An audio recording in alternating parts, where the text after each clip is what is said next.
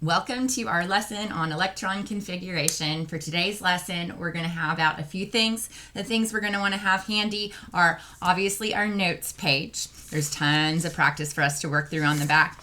I want us to have our periodic table that we colored together last time, showing the order of the sublevels, right? And showing the blocks of each one of those different sublevels, right? I also think it is super handy for us to have our electron cloud hotel that we mapped out last time, because it'll be helpful remembering how this information translates to our periodic table and how it can help us write that electron configuration. Okay. So, explaining the shapes of these molecular orbitals, if you remember those crazy looking beds from our electron cloud hotel, to someone who does not know quantum chemistry, that's exactly how it feels sometimes, which is why we use that hotel room analogy. Okay, so a review of the electron cloud hotel. I'm going to have out my picture of it right here. So the energy level means hotel floor. So each one of my energy levels increases energy as I go up from 1 to 8, and each one starts to add a new type of sublevel until I get to energy level 4, which then energy levels 5 through 8 will look exactly the same as energy level 4. But the energy level is just what hotel floor you're on. So on my periodic table, my energy levels represent basically my periods, which is the term for my rows. So this is my first floor of the hotel. If you'll notice, it matches what I have on my drawing. I only had a 1S room. So there's only 1S representation in that first row of the periodic table. The 2 element blocks on there represent the 2 electrons that have the ability to fill up that room on the first floor. Now, if I notice my 2S and 2P, that's everything that's on the second energy level. So my second energy level, yeah, it has an S room and a P room. And once again, my P room is 3 orbitals, right? And the orbitals are the beds.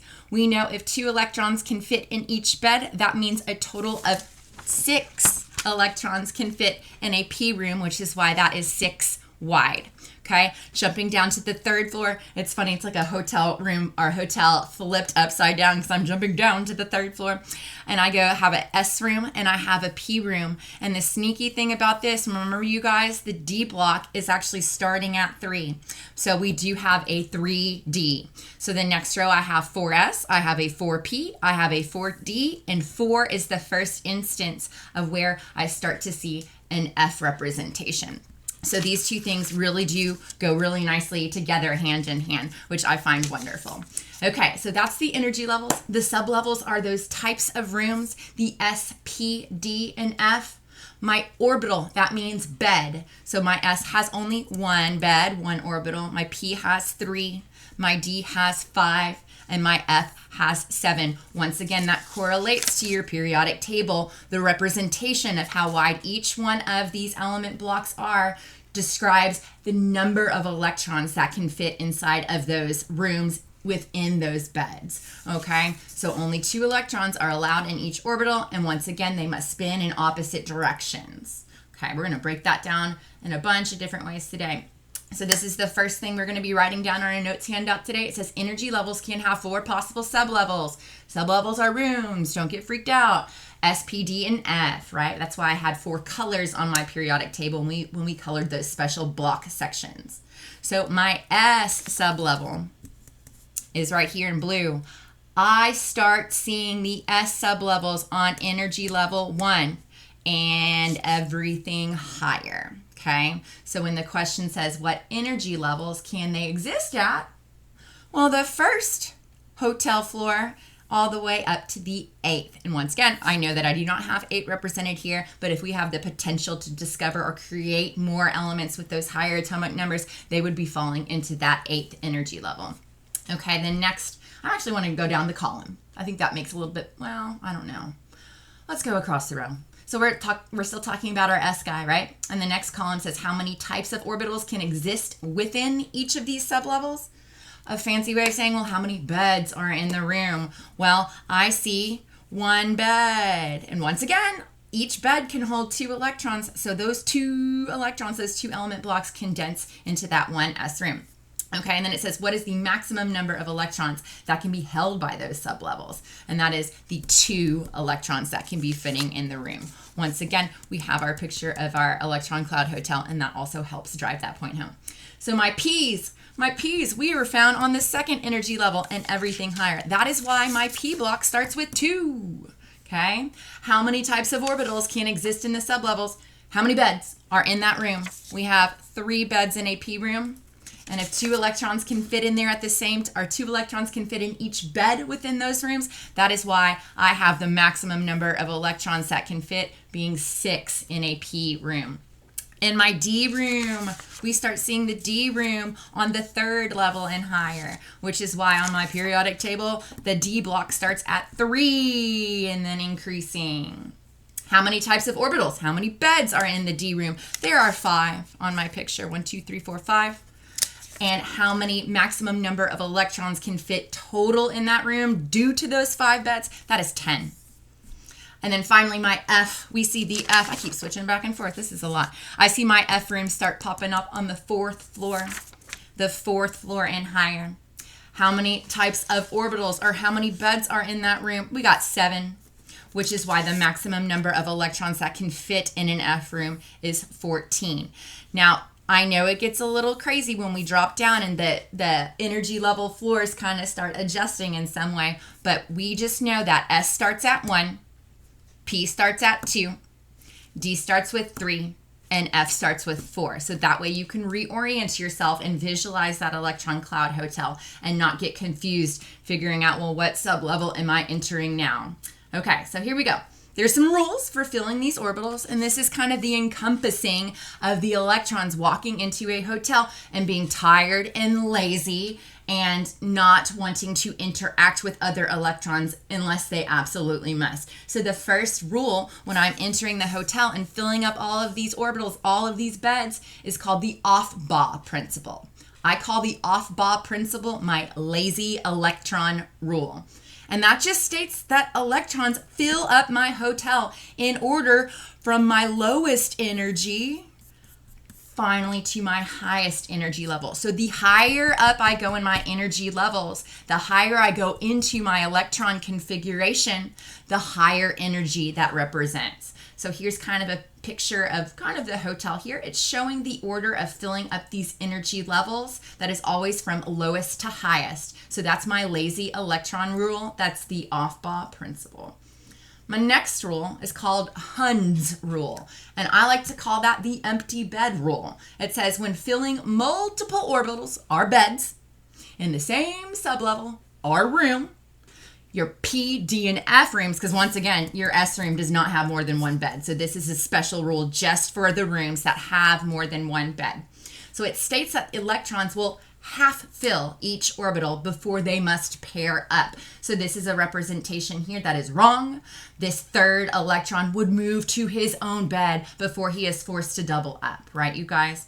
And so this is showing a correct notation of where I have electrons each taking an empty bed before they finally have to double up, right? And once again, once they must double up, they will take the first orbital first because it is closer to the doorway of the room that they're entering because they are lazy, right? Okay, the next rule is the Pauli exclusion principle. Exclusion means you want to separate or stay away or to exclude. So this is exactly that rule of the bed sharing. The electrons do not want to hang out with each other. One's going to sleep up, one's going to sleep down. They do not want to see each other in the middle of the night. So it says no 2 electrons with the same energy characteristics can occupy an orbital at the same time. That just means one electron will spin up and the other one will spin down, okay? The spinning represents energy characteristics, okay? All right, so we have our order for filling orbitals. This is very similar to the picture that we have represented. It shows each of these different sublevels being filled in the order of their increasing energy. Now, my periodic table also shows the same thing, right? It shows after 1s I fill up 2s, and then after 2s I go 2p, and then 3s and 3p and 4s and 3D. That's where it starts freaking you out, but we're not going to get confused. We just know that S starts with 1, P starts with 2, D starts with 3, and then F starts with 4. So 3D, 4P, 5S, 4D, 5P, 6S. After 6S, we jump down and we start picking up the 4F row. Once we get done with the 4F row, that is when I hop back up here where I left off, continue on with the 5D, 6P, 7S. When I get done with 7S, I hop down and grab 5F.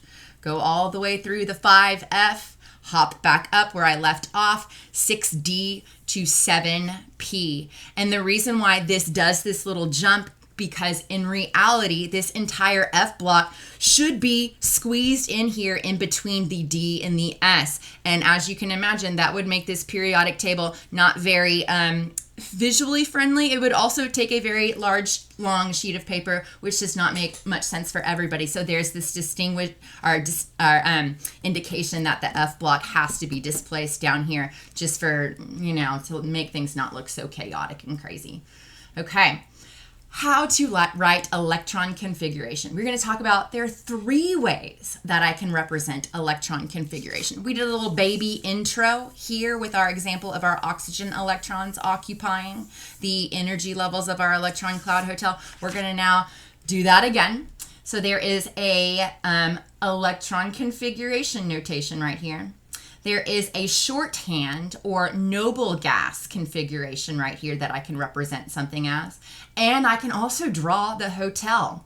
So we would call this an orbital diagram notation, okay? So these 3 representations represent the element silicon as his orbital diagram of his electrons, as his normal electron configuration, starting with the 1s going all the way down, and then as his noble gas. We're going to talk about all 3 of them right now. Okay, orbital notation. An orbital is represented by a line or a box. So when we did our hotel, we represented an orbital as a line. Sometimes you will see it as a box right here. On y'all's testing quizzes, I will actually give you the box to fill in your electrons spinning in.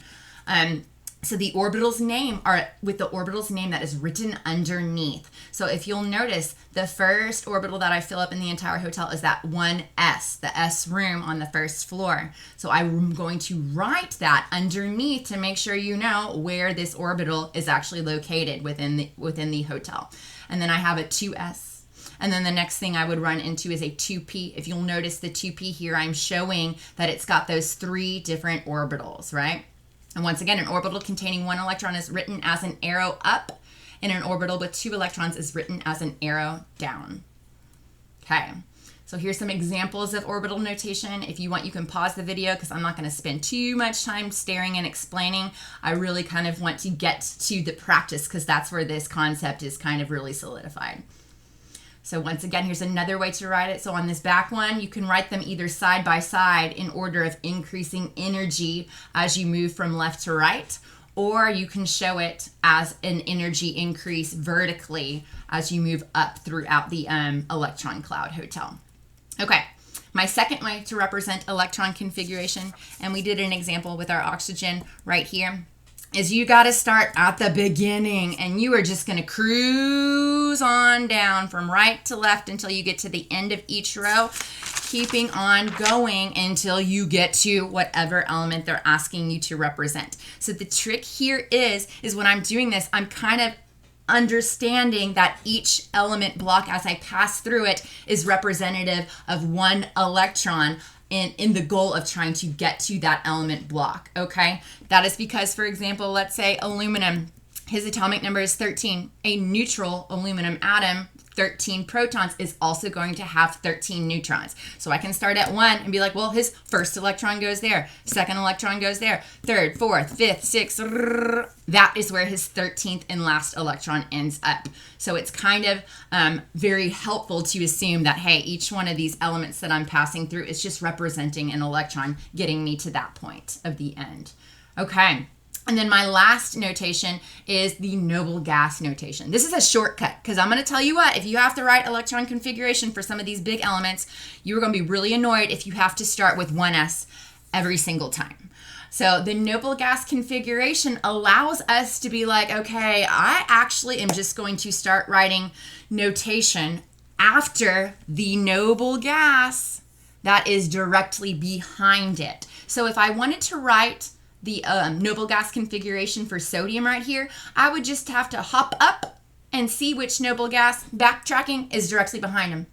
Well, it was neon, so I write the name of the noble gas in brackets, and then from neon, all I have to do is just represent what extra notation is required to get to that element. So that is something that is super helpful and makes everybody's lives a lot better than having to start at 1s every single time.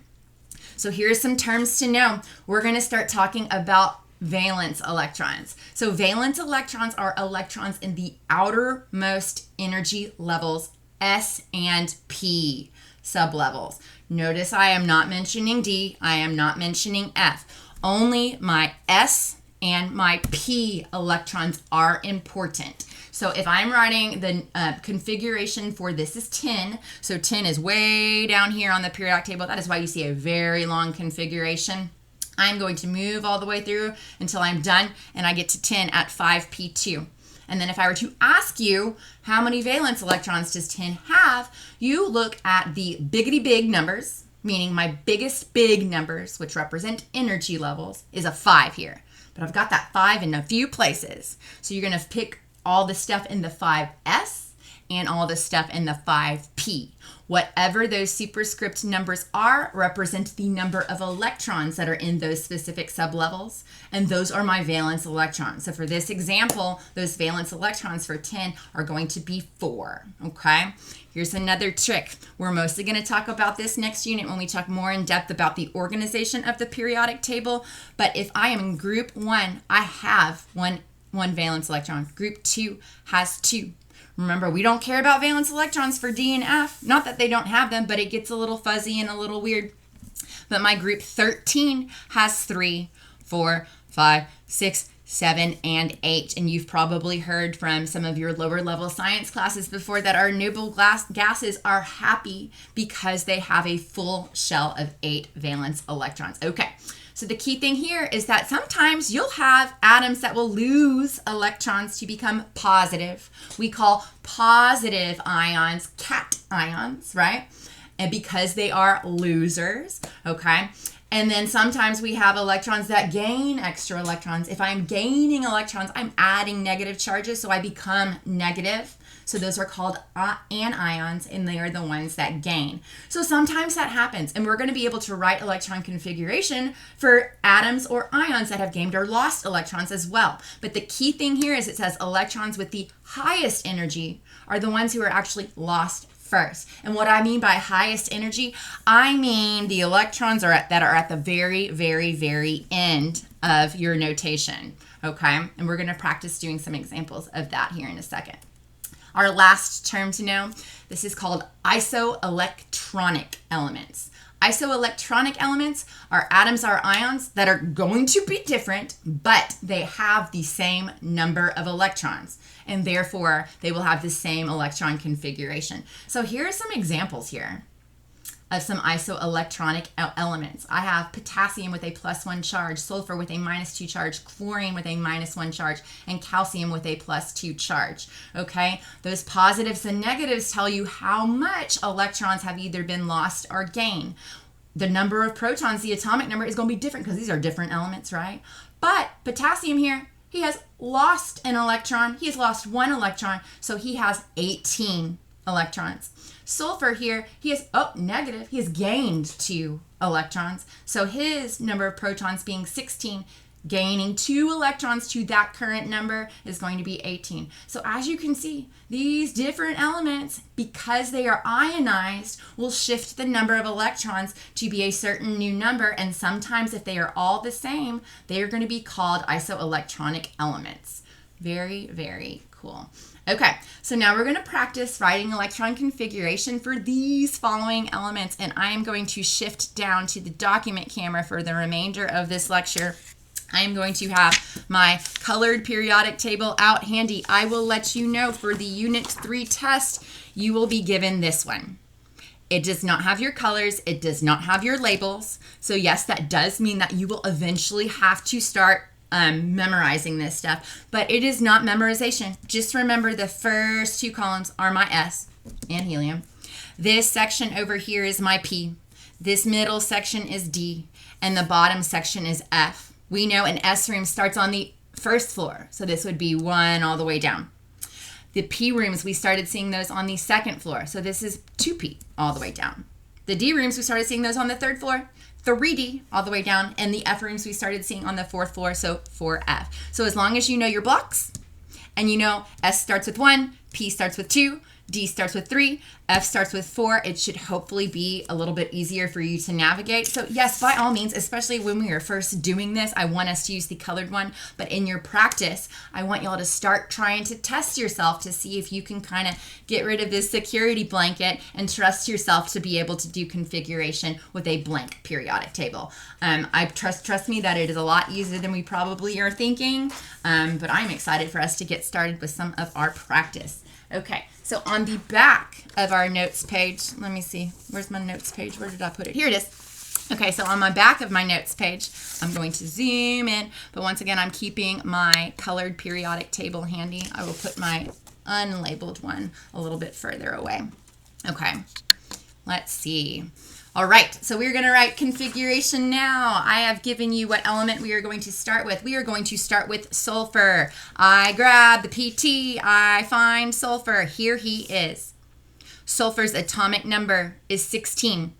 That means neutral sulfur has 16 electrons. And I'm actually going to write that because I find that to be helpful. 16 electrons. So we are going to represent all of sulfur's 16 electrons as my normal full electron configuration. So what that means I will be doing is I'm going to grab my PT. I'm going to start at 1s. You know what? Maybe I will have to zoom out a little bit for part of this lecture. And I'm going to cruise on down until I get to sulfur. And I will stop at sulfur, saying the sublevel name as I move into it and adding the superscript number, the number of element blocks I pass through that sublevel. So looking here, I am ready to go. I have 1s2, right? So we're going to write 1s2. I have 2s2, 2s2. I cross this big divide. I have 2p. I'm going all the way down because remember, I got to get down here. 2p6. I hop down. I go 3s2. I move on over. I go 3p. I'm not going to go 3p6 because I just need to get to sulfur. And it takes me 1, 2, 3, 4 to get to sulfur. So I'm going to be 3p4. And the reason why I represented that there are 16 electrons, because guys, if you add up all of those superscript numbers, those are representing the number of electrons, just where they are divided up into those different rooms. So 2 plus 2 plus 6 plus 2 plus 4 does give me 16, which is quite satisfying, honestly. Now, let's say I'm like, I do not want to start at 1s. Well, that's fine. We can use the noble gas notation, but the noble gas notation just has us look at the nearest noble gas behind or the row up from my current element that I'm trying to write configuration for is. So sulfur is here on the third period, the third row. So I need to start with the noble gas that is behind him, which is on the second row, and that is neon. So you will write the symbol for that noble gas in brackets. And then starting at neon, you're just going to give me the remaining configuration that will allow for you to make it to sulfur. So after neon, I go 3s2.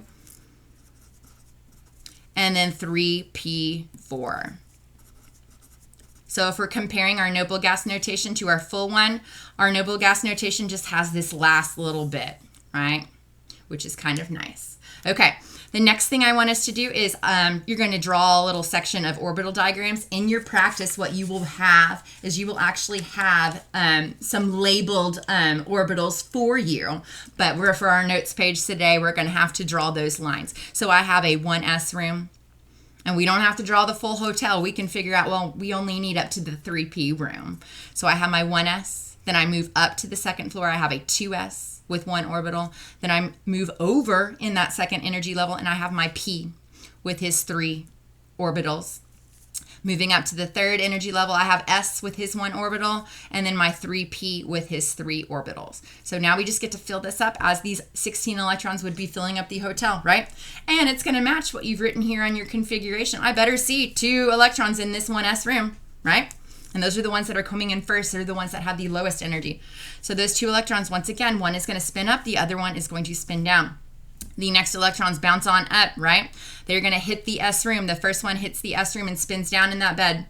The next electron comes in, and he's not walking down. He does not want to walk down that hallway. That is too much energy for him. He's going to grab the extra spot in that bed, but spinning down. Then the electrons go to the 2p room. Up, up, up, right? Because I got to grab a free bed if it's there. Then we're going to spin down, down, down, down. So these are the 6 electrons that I wrote that we said were in the 2p room that we blasted through over here, right? And then we move up to the 3s. We had 1 electron up, 1 electron down. Move to the p room. We had up, up, up. Don't get excited and fill all in, because I know we were excited about this.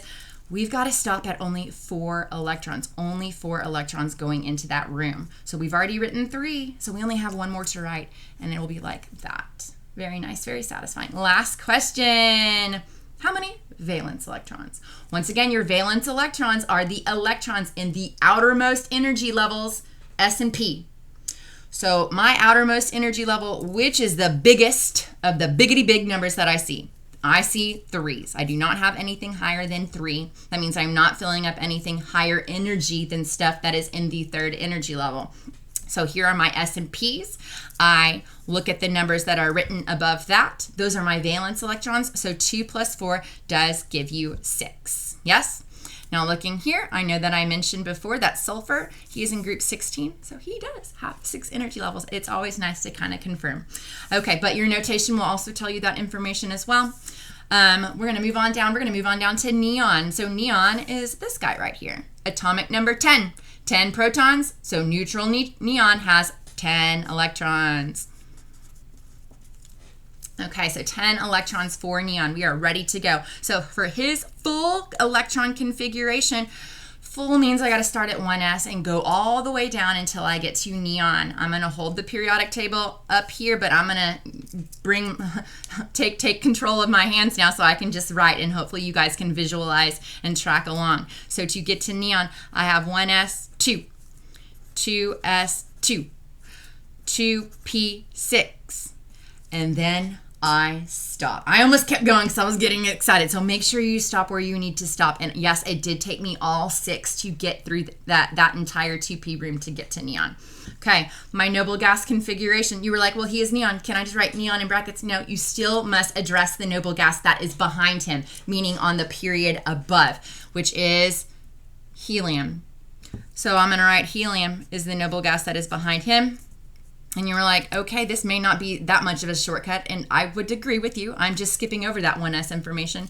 And then I will pick up at 2s2 and 2p6.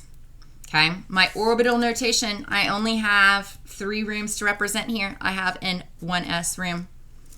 Jump up a little bit higher, I have a 2s room. And then down the hallway, I have my 2p room, right? So I got 2 electrons spinning in the first S room, 2 electrons spinning in the second level's S room, and then I have all 6 in this one, but the order they fill up is those 3 go in order, and then I double down starting with the 1 on the left side, and that is the orbital notation for neon. Now for counting valence electrons, right, you guys, that is the outermost energy levels, which for him is only 2. The outermost energy levels S and P, that is 2 plus 6, that is 8. We were like, oh, cool, noble gases, they all do have 8 valence electrons. That sounds good for me. And you know what? Your noble gas notation actually helps you find these valence electrons a little bit quicker. If you'll notice up here on the previous example that we did, I just had my outermost energy levels. And the S and P were right there able for me to see. Same thing right here. Cool. All right, we're moving down. Here we go. Okay, iron. So iron, he is a transition metal, and I may be spouting off some of these terms like noble gases, transition metal, blah, blah, blah, and that is not something that you need to know quite yet. That is for next unit, but that helps me find wherever he is. So iron is right here. He's the symbol Fe. He's got 26 protons, so if he is neutral, he's got 26 electrons. So we'll have a little bit more representation on our notation. Full electron configuration. We are starting at 1s and we are going to get down to iron. So we are going to go 1s2, 2s2, 2p6, 3s2. Actually, you know what I'm going to do? I'm going to fold my paper so I can scooch this problem directly up. Look at that. Look how smart I was to make that happen for us. Oh my goodness. I can't. This probably is the first year I've actually done this, so I've learned a new skill for myself. Okay, so 1s2, 2s2, 2p6, 3s2, 3p6. I'm still not to iron. He's down here. Then I go 4s. Ooh, we managed the 4s2. Now I'm hitting not 4D. Remember, D rooms start happening on the 3rd floor. I hit 3D. Okay? And 3D, let's see how many it takes for me to get to iron. 1, 2, 3, 4, 5, 6. So 3D6. Okay, I'm going to flatten that fold right there a little bit better. So my noble gas configuration, iron is here. He's on the 4th energy level. So I got to grab the noble gas behind him on the 3rd energy level. And that 3rd energy level noble gas is argon. So I'm going to write argon in brackets, right? And then after argon, the notation that would be required would be 4s2 and then 3d6. Yes? So counting valence electrons. Don't get excited. Do not look at this. Oh, no, no, no. I'm only grabbing the biggest of the big numbers and focusing on them. Oh, there he is. I grabbed the highest energy levels, S and P electrons. Well, highest energy level is 4. I only have stuff in the S room. That is fine. Grab it. So how many valence electrons does this iron have? He has 2. Okay. So that kind of helps clear up because, you know, transition metals, they may not have always a set formula of how many valence electrons they have. We get to look at their configuration and pick out the valence electrons to figure out what that number is. It's not as clear cut as being what column or group you are in the periodic table like I can do for my S block and my P block. Okay, so now we're doing orbital notation. Oh, notice I'm not going to be mean. I say write the orbital notation for the outer electrons only. So that's the noble gas notation. Okay, so I just want you to write the 4s and the 3d, okay? So my 4s out of those is going to be the lower of the two because once again, as I get towards the end of my configuration, each electron is higher and higher and higher energy, right? And so then my 3D room, I'm going to have to write a little bit. It's probably displaced a little bit more. And don't y'all freak out. I'm going to give y'all the places to write your electrons. I'll give you the orbitals. But if we're drawing it together, we're just going to make the 3D room be a little bit higher. And we're going to give him 5 beds because that's what a D room has, 3D. Okay. So I had 2 electrons in my 4s, spin up, spin down. And I had 6 in my D. So I'm going to make sure that I go 1, 2, 3, 4, 5. So everybody has taken a free bed. And then my 6th electron there will spin down in that first orbital in the D sublevel or the D room. All right, I'm getting excited. You're like, oh no, no, no, no. Now we have plutonium. I do not even know. That is because that he is very, very, very, very, very, very, very far down. Atomic number 94. That means 94 electrons. This is going to be nuts. I will want to make sure that we see our periodic table for this, so I will fold my notes again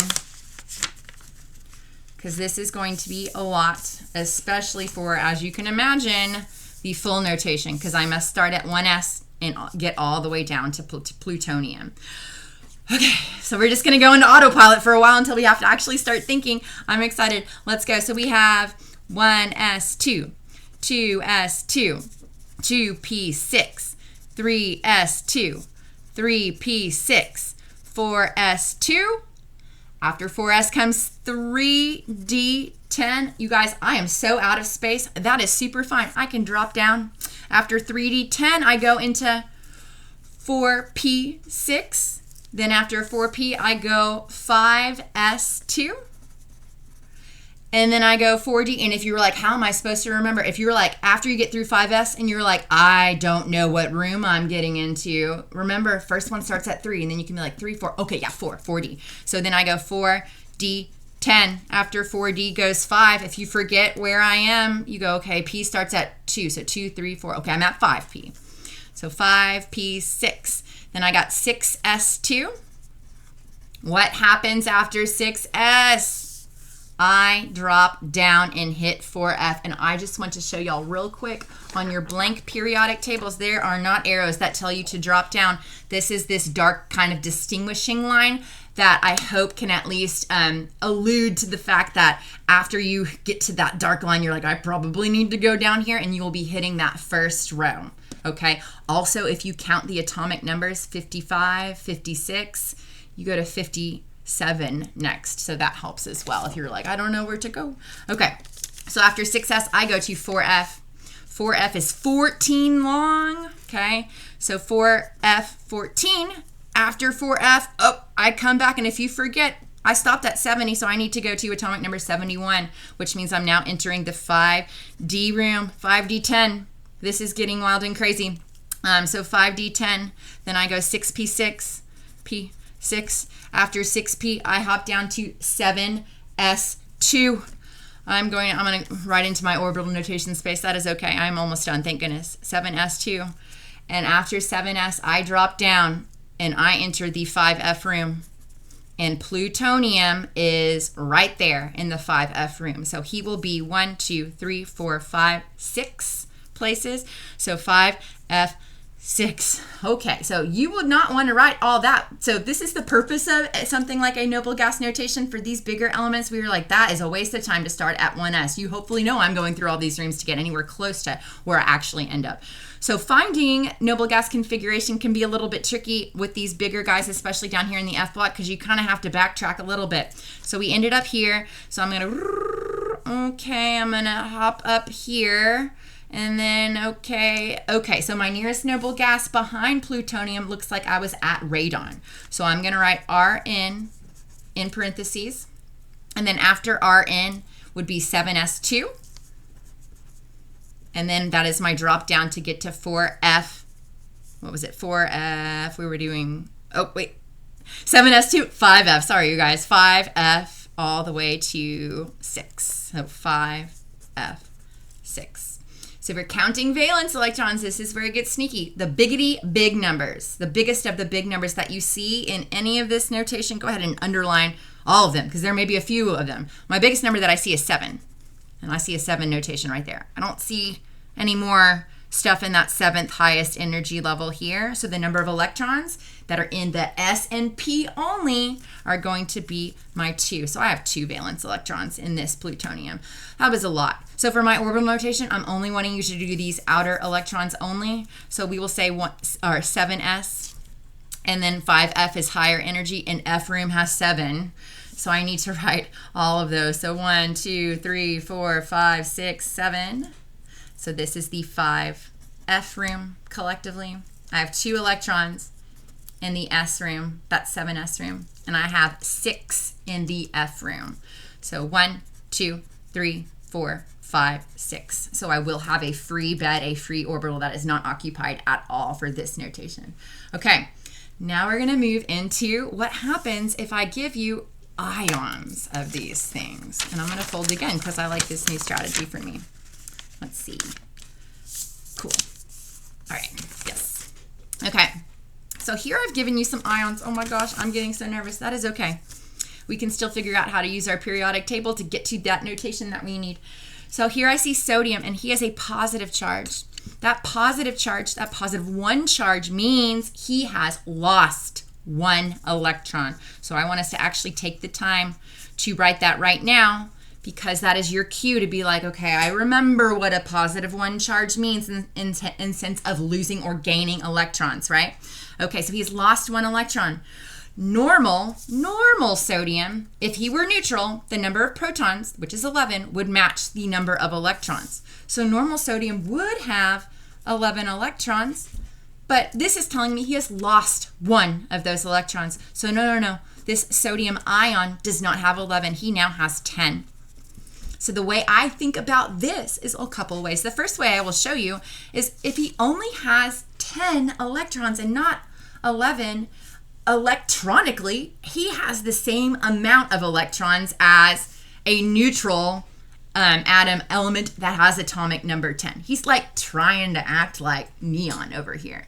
So I kind of get to just write the electron notation for neon, or an element that has only 10 spaces to go to fill up the hotel.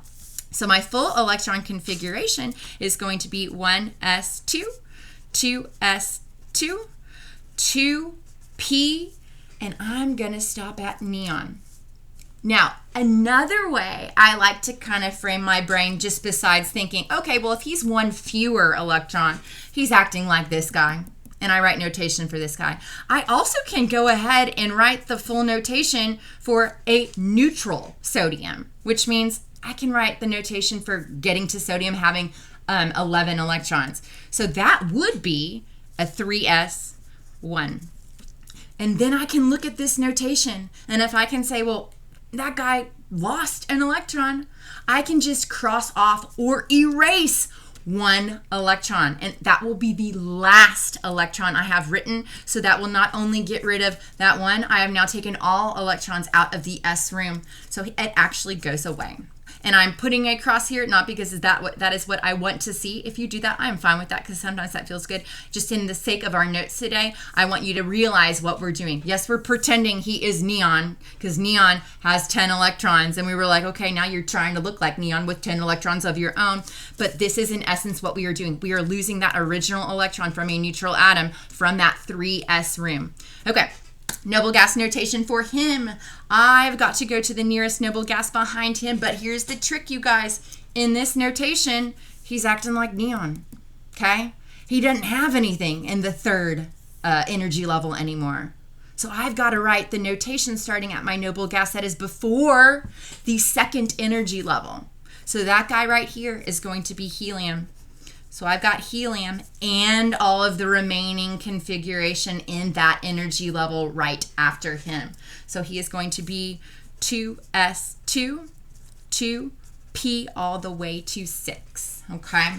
So what I'm looking at here then, if they say how many valence electrons, well, my outermost energy levels is the second now, because once again, no, he's lost that electron in that third energy level. It is not there anymore. He only has 2. And I add his S and P's together, that is 8. We think we know that 8 valence electrons makes atoms stable or something. Maybe there's a reason why I gave you a sodium ion that has a positive 1 charge. Maybe atoms like to gain or lose electrons to feel stable like the noble gases. That is a preview. We are going to expand on that here in a little bit later, further on down in the course. Okay, we are ready to move on. Next up, I've got oxygen. So normal oxygen is right here. A normal neutral oxygen would have 8 electrons, but that is not what I'm giving you. I'm giving you an oxygen with a -2 charge. So just like our +1 charge means he lost an electron, a -2 charge means he has gained, not 1, but 2 electrons. So we're going to write that. Gained 2 electrons. So he does not have 8. He has 2 more now than 8. How many electrons does oxygen have? 10 electrons. Oh. Hey, that's really interesting. So we're going to write the configuration for him trying to apparently be like neon again. Maybe there's a reason why oxygen likes to make a -2 charge for himself. Okay, so we're going to go 1s2, 2s2, 2p. Normal oxygen would be 2p4, but for the sake of our notes today, I'm going to show us how we know that that is not 2p4 anymore. We are saying that he has added 2 more electrons, which is like he is moving 2 places that way through the electron cloud hotel, acting like neon. So that 4 gets represented not as 4, but because 6. He's got 2 more electrons, and that will fill up the p room. Okay, so our noble gas notation for this, yeah, he's acting like neon, but just like last time, we've got to go back to helium behind him. So helium, and then I have 2s2, 2p6 valence electrons. Outermost energy level is the second. The S and P electrons, 2 plus 6, that is 8 again. I love this. I love this. I love this. Okay, moving on, our last one for today. So we've got cobalt. Cobalt, or is that cobalt? Yeah, cobalt. So cobalt, he's got a positive 2 charge. Let's look at what neutral cobalt would look like. Neutral cobalt would have 27 electrons. We would stop at the 3D. I think that looks like 7 room, but that's not the case because we've got an ion that's going to shift him in one direction or another. So neutral cobalt will have 27 electrons. Okay, but this tells me, oh no, okay, cation is positive, cations are losers, so he's lost electrons. So he has lost 2 electrons. And the 2 electrons that he has lost, meaning that he is now, how many electrons? Only 25. So what element is he looking like? We won't get into that here in a second because you were like, cool, he's probably looking like manganese. And you're like, blah, blah, blah. That would make sense, but let me specify some things first. So here's the deal. As we are looking at my full electron configuration, we are starting at 1s, and like we did in these suggestions over here, and then we modified them to make them ions. I want us to just go ahead and write cobalt's normal neutral notation, and then we're going to figure out what pieces of that notation he is going to remove electrons from. Okay, so we've got 1s2, 2s2, 2p6, 3s2, 3p6, 4s2, and then to get to neutral cobalt, we go 3d7. Okay, now just like we did over here the last time we lost electrons, I know you're tempted to be like, okay, we'll just take off 2 from there, and then it's 3d5. Well, here's the deal about when atoms gain or lose electrons. They do that from their outermost energy levels, S and P's. So from that valence electron section of our electron cloud hotel. That means I got to still look for the biggest of the big numbers here. I see a 4. Oh, I see some 4s stuff going on here. So the 2 electrons that he's going to be losing are going to come from the outermost energy levels, S and P. He's only got S, so I've got to get rid of, oh, and looks like both of those. So this section completely goes away, okay? That 4s, both of those 4s2 electrons are taken away. So my noble gas notation for cobalt, the noble gas directly behind him is argon. So we are going to write argon. And do not forget, as much as you were like, cool, cool, cool. No. Those 4s electrons are gone. That's why he's a cobalt with a positive 2 charge. So we would just write 3d7. So in short, you do not take away or add electrons to your D sublevels or your F sublevels. That is only for the valence electrons, meaning my S and P. Notice on this example, I only had an S of that outermost energy level. If there were some 4s and some 4p to consider, you start with the P electrons first and remove them, and then you would start removing from the S if that is needed, okay? Because technically the P is a higher energy than the S, and we always remove from the highest energy levels, highest energy space. Okay, that was a long way of talking. Valence electrons. Y'all are like, cool. No, valence electrons are S and P only. Well, it's not the 4, that's gone now. So my outermost energy level, which is still this section, but notice how I'm not underlining the D, because I just want my valence electrons to be the outermost energy levels, S and P. So what I've got here is my electrons, 2 plus 6 is still 8. What is going on, you guys? What it looks like here is that all of these elements turned into an ion to make themselves in some way have a full shell of 8. We will get into what the octet rule means for next unit, but this is a little bit of a preview to kind of understand why these elements are doing these things. I do want to talk about something. Y'all had a term that was new. It was called isoelectronic elements. They are 2 different atoms or ions that have the same number of electrons. Well, you guys, this sodium ion had a 10 electron situation, and this oxygen ion also had 10. These guys are isoelectronic with each other. So I want us to write that down here at the bottom. We're going to say, oh my gosh, look at this. So we're going to say Na plus, and I'm going to zoom in so y'all can see a little bit better. Na plus and O2 minus are isoelectronic with each other. Okay, they are isoelectronic with each other because, so therefore, same number of electrons, and therefore same electron notation. That's very interesting.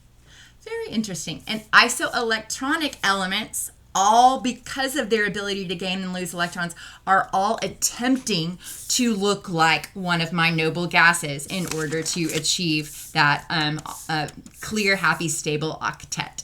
Okay, so that, you guys, I think is our lesson on electron configuration. I did give you guys 2 practice assignments to work through.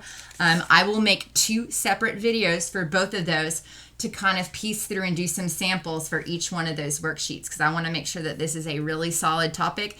This is, I feel like, a potentially tricky topic at the beginning that will become so easy, so second nature to you guys. You will not be afraid of using this. And that makes me excited. So welcome to the Electron Cloud Hotel. I had so much fun writing electron configuration with you guys today, and I will see y'all later.